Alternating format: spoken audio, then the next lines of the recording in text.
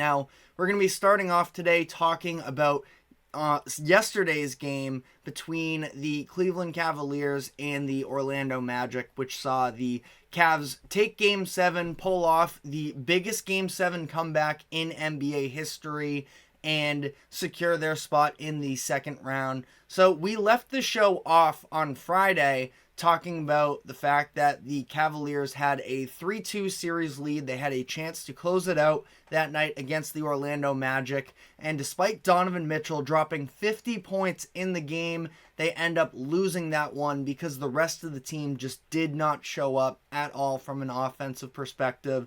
Mitchell, as a part of his 50 points, scored all 18 Cavaliers baskets, or points I should say, in the fourth quarter of that game. Not just that, he went unassisted on every single one of those points. So really it was just him versus the rest, and you were sort of looking at it, Marcus Morris was in that closing group for Cleveland, and this is a team, not to take a shot at Marcus Morris necessarily, but when this is, a team that invested as much as they did into this core, they are expecting to, be in the realm of championship contention, and it just doesn't really seem that way. Now, they were, of course, shorthanded. They didn't have Jarrett Allen for the last 3 games of this series, which did play a role in some of this potentially, but also, on the flip side, could have played a role in some of the production we've seen from Evan Mobley as well. We'll dive into that later in this segment here, but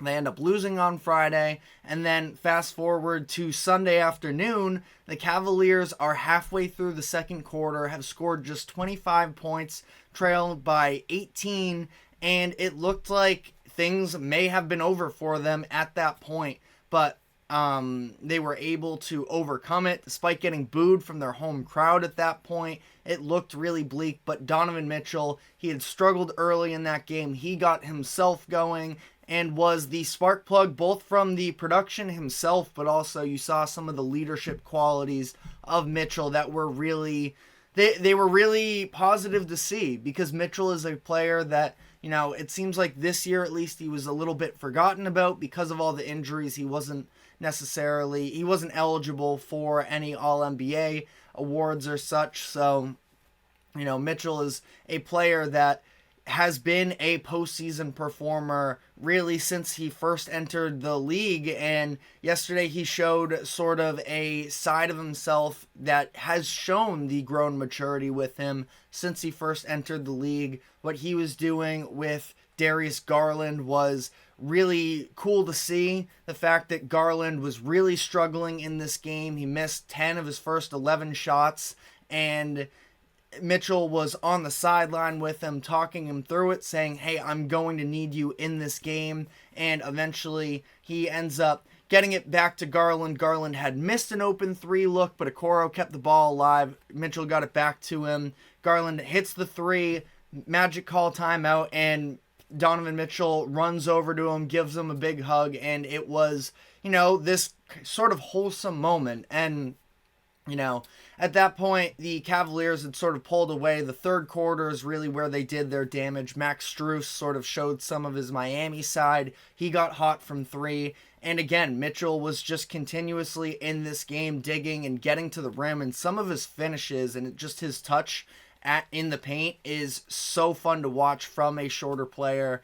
And he ends up scoring 89 points combined between Game 6 and Game 7. That is second most all-time in a Game 6, Game 7 combined standpoint. Only Allen Iverson did better. He had 90 in his run earlier in the early 2000s. So Mitchell deserves so much credit for the way that the Cavaliers were able to come out of this on top. And I guess what I'll say, because as much as it is a positive thing, you love to see this, it was a really entertaining series in my eyes. I know that the offensive execution wasn't necessarily at the highest level, but it was sort of refreshing to see. It wasn't just bad offense, it was legitimately good defenses. We know how good Orlando has been. That's been their calling card all year, and we'll get to them shortly as well. The Cavaliers are another defense, though, that sort of gets a little bit swept under the rug, but they are also very impressive themselves, and that sort of paired with the offensive side of the Magic picture. Again, we'll dive into that. But the franchise of the Cleveland Cavaliers wins their first playoff series without LeBron James since 1993. Like I mentioned, 18 points was the largest Game 7 comeback in NBA history. Now, it doesn't fully absolve them of the questions surrounding their future, because it was clear throughout this series, as entertaining as it was, both of these teams have some real flaws, and neither of them really looked like championship contenders in this. For the Magic, it's sort of okay because this was the sort of overachieving year, and they weren't necessarily they were maybe supposed to be a play-in tournament team, but they end up grabbing the 6th seed. They had a great regular season. We saw the jumps with Paolo Banchero, and he was tremendous in this series. He was really the one on the other side that had just about all of it going for this Orlando Magic team, because in that Game 7 close-up matchup, there just wasn't another player sort of alongside him. You had Franz Wagner, 1 of 15 from the field, and Jalen Suggs, 2 of 13. So the other Magic players really struggled in this one.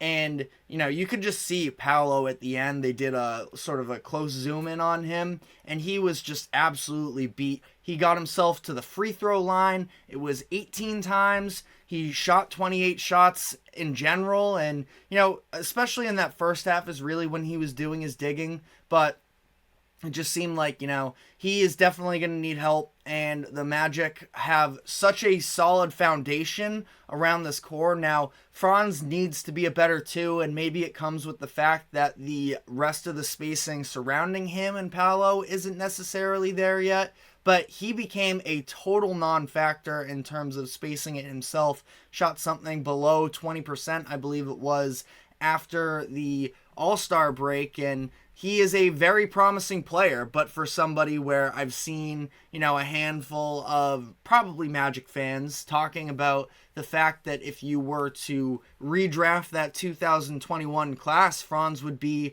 in contention for the first overall pick. We're going to need to see some more development from him. I thought that ultimately as a whole, this was a little bit of a disappointing year from him from an efficiency standpoint. Now, I will see. There are ups and downs in the first few years. I'm definitely not selling all of my stock on him. I think that he's going to eventually be a better version of what he was during the series. He's still just 22 years old, but definitely some red flags there. How is he going to fit in with Paolo Banchero? They try and work a little bit of that two-man game, I thought, as this series went on, which would be interesting to see if they can do so. The issue is, it seems like Franz sort of needs the ball to do his downhill scoring, and that's why I liked Paolo as the screener in some of these instances. But the reality is you want Paolo to be the one with the ball in his hands, and it's not bad if he learns to play off ball as well. But I would, prefer Franz to actually be able to sort of create some stuff more on his own, at least have the opposing defense respect the shot, and that just wasn't really the case in this game. But that was sort of a tangent on the Magic. Again, I've said this multiple times throughout their playoff series here. I'm buying into the Magic long term, but this was just never going to be their year, and that's fully okay. We saw the Timberwolves sort of last year. I wouldn't say they overachieved necessarily. They were an 8 seed, granted in a competitive Western Conference, and they, it was interesting with them because as much as there was the extracurricular drama that was going on with them, they at least had that postseason experience. And now we've seen, we're going to get to Anthony Edwards and that team later in the show today, but it is just an example of just getting your foot in the door is the best way to start to build up this experience and that mentality and understanding sort of what it takes to succeed in the postseason. And the Magic made that first step in my eyes. But sort of shifting gears here back to the Cavaliers, like I said, this is a series where at least they come out of it. The level of panic would have been much higher if they did end up losing this series to the Magic. They were favorites. They had home court advantage. We saw home team won every single game in this series. So at least, for them, they can put off some of these questions surrounding them. And I definitely don't want to, dump all over the Cavaliers as soon as they win this first round matchup.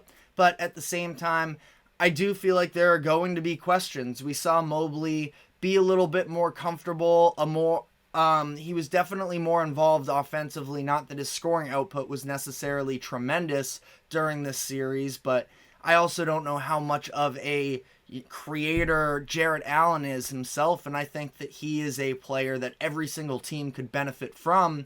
But in terms of the growth of Evan Mobley, is that pairing in the front court going to be good enough? Especially then you start to take into consideration some of the spacing issues that exist. I know Mobley's been working on his shot from the perimeter more as of late. Maybe that would be the sort of difference to end up having this double big lineup be more impactful. But up to this point, I don't know if Mobley and Allen can both be the best versions of themselves when they're playing next to one another.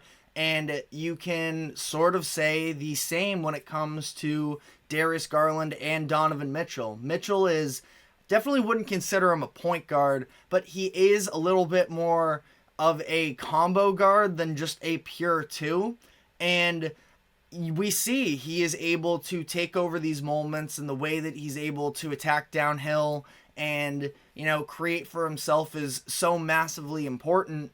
And he becomes more of an on-the-ball guy. It seems like the team sort of has to run through him in order for him to get his points. I don't know if he's necessarily developed his game enough to play as much off-ball. Now, again, he's easily an all-NBA caliber player. I love watching Donovan Mitchell. I'm just saying in terms of, again, this conversation as to is the fit right with how things currently stand in Cleveland, I'm not sure about that. And we saw Garland, again, Game 7 really struggled, so I don't want to get caught up necessarily in the recency bias of all of this, but I've been saying this for a bit now that I just don't know necessarily about how this is fully going to work. They feel a little bit redundant to me from an offensive standpoint with both of their small guards and both of their bigs that,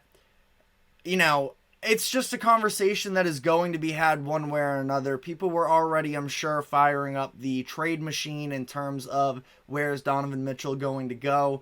We've had tons of rumors about him potentially wanting out of Cleveland after this season. He's under contract for the 2024-25 season, and then he is a free agent, or has a player option after that he is likely going to decline, become a free agent, and could potentially walk from Cleveland. So, again, these are conversations that I don't want to dive too much into right now because we're talking about them winning right now. But this upcoming series that they're going to have against the Celtics, which we're going to be fully previewing in our final segment of the day, it just feels like there is a lot of weight on that, because how much better is losing to the Celtics in 5 than it is losing to the Magic in the first round? And obviously it's a different conversation because of the fact that they aren't expected to win against the Celtics. We'll get into the odds later.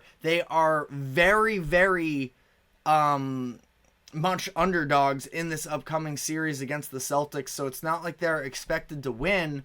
But that is the thing about this conversation is, what are you building to? What is going to get better in the upcoming years? And a couple weeks ago, I talked about this idea of, what's different from last year's Cavaliers to this year's Cavaliers? And there's obviously the natural development from some of the younger players. Evan Mobley, I feel like specifically, has been the one that has sort of stepped up the most. But Garland, it just doesn't seem like, his numbers are going down, and obviously numbers aren't everything. And I feel like a lot of basketball fans can get sort of wrapped up in that, but I don't know if his player progression path, I mean, he was just an all-star player a couple years ago, and his numbers definitely dropped during the regular season and during the playoffs as well. This first round series, at least, he only averaged 15 points per game, which was lower than his season average of 18 points per game.